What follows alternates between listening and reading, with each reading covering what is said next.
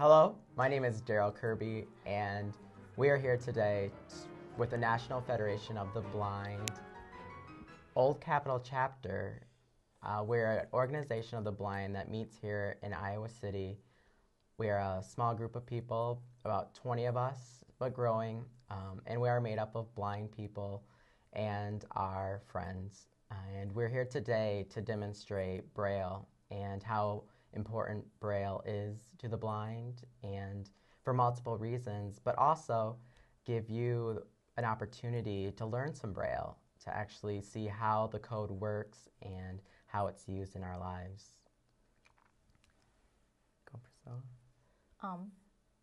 I'm Priscilla McKinney. I'm a chapter member with the Old Capitol Chapter National Federation of the Blind of Iowa.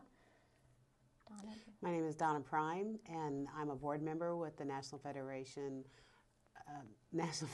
of the Blind of Iowa, Old Capitol Chapter.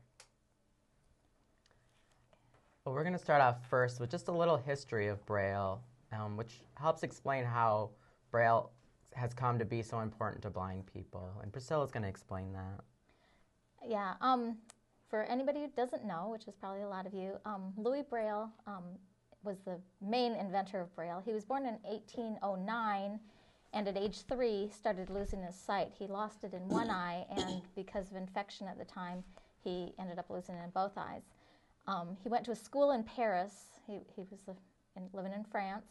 He went to school in Paris, and at that time there were only raised letter alphabet systems for blind people. It was okay to read, but very slow, but you could not write anything. There was no system to write. When Louis Braille was about 15, a person from the French Army came to see him and had developed a system for the Army to read at night.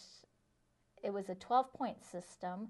Louis Braille took it and he designed a 6-point system that was easier to read, a lot faster, and also could be written by blind people.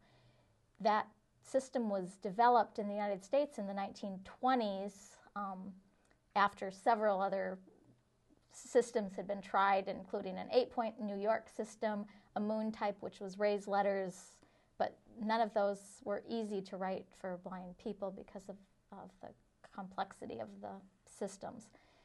So in the 1920s, the United States adopted Louis Braille's system, 6-point system, and that has been our system ever since, and now it's pretty much international. I mean, that system is used almost everywhere in the world.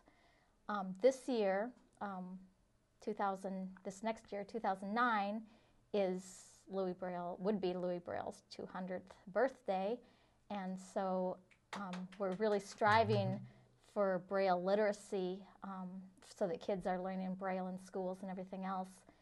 And there's going to be a commemorative coin coming out with Louis Braille on it, as well as Braille on the coin.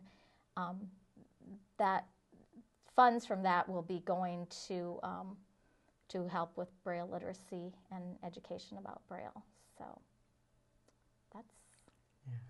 Well, one of the reasons that we're here today is really to stress how important Braille is to blind people. And there is a misconception today that technology and the technology for blind people is going to make Braille obsolete, that we won't need Braille anymore. And sort of the parallelism for people who use print, sighted people who can see print on paper, imagine not having the printed word. How would we learn spelling and sentence structure and reading in general?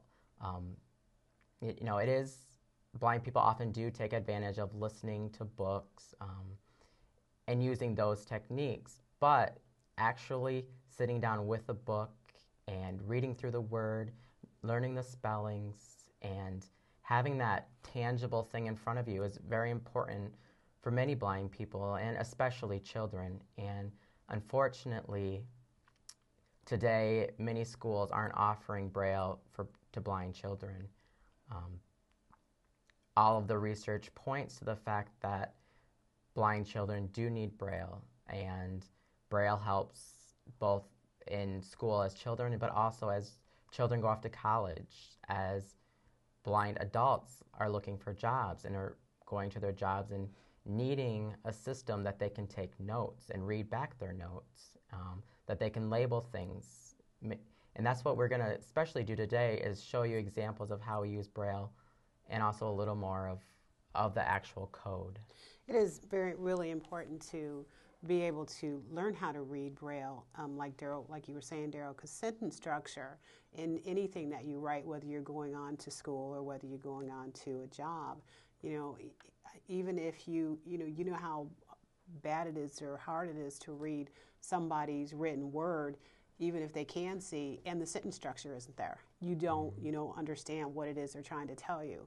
And, it's just another way of writing for us. So it ultimately comes down to literacy, and for the blind people, and we really do focus on the blind children, because that's where we really need to push this literacy. Us three sitting here, literacy is important, but we very much have developed the skills we're going to have in terms of literacy. So really pushing this idea that more than 10% of children need to be getting Braille, because unfortunately that's where we're stuck at, is only about 10% of blind children getting Braille in the schools. It would be important for teachers to learn how to learn Braille also. Exactly. And teachers not being afraid to have their blind children learn Braille. With only about 10% of blind people being totally blind, there's often a misconception that if we make the letters much larger for children who can see some, that they're going to be better off. But the truth of the matter is, people will continue to lose more and more sight, and reading at, maybe 5 to 10 words per minute with large print, and maybe faster, isn't comparable to somebody who is sighted and reading 200 words per minute. I can tell you from experience that if you learn Braille correctly, you can read Braille faster than you can with large print. Mm-hmm. And the problem is, in the public schools, they really push, a lot of public schools anyway, push for the kids to read the large print. But what happens with a lot of things that cause blindness is the vision deteriorates over time. In 90% of the cases, people end up losing a lot more sight. So if they learn to read large print, they get older, they lose more, then they don't know, they can't read the print anymore, they don't know the Braille, and they have nothing. And in some research I did out in the San Francisco Bay Area, that was the case, that kids were learning, they were being pushed to just listen to books on tape. They couldn't spell, they couldn't punctuate or anything else, and they ended up graduating from high school not being able to read Braille or print, and then what?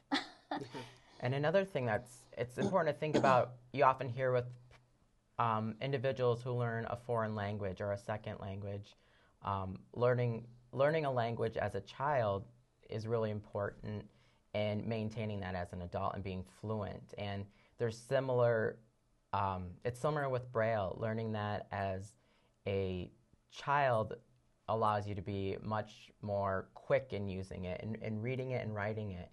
That doesn't mean adults can't learn it. And all of us sitting here are adults who have learned Braille, or we've learned Braille as adults. But knowing that getting Braille to children who are 5 years old or 3 years old or 2 years old when they're learning their alphabet is just that much better in getting them reading at 300 words per minute, like their sighted counterparts. And I did want to say that, for sighted children, if a teacher said to a sighted parent of a sighted child that we're not going to teach your child to read or write, we just want this child to listen to books on tape, and that's it, parents would be infuriated. Yeah. And, so it's like, why should a child who is blind learn, just depend on Braille or listening to books on tape? Right. So it's a... Exactly. Well, let's get started with our Braille lesson today.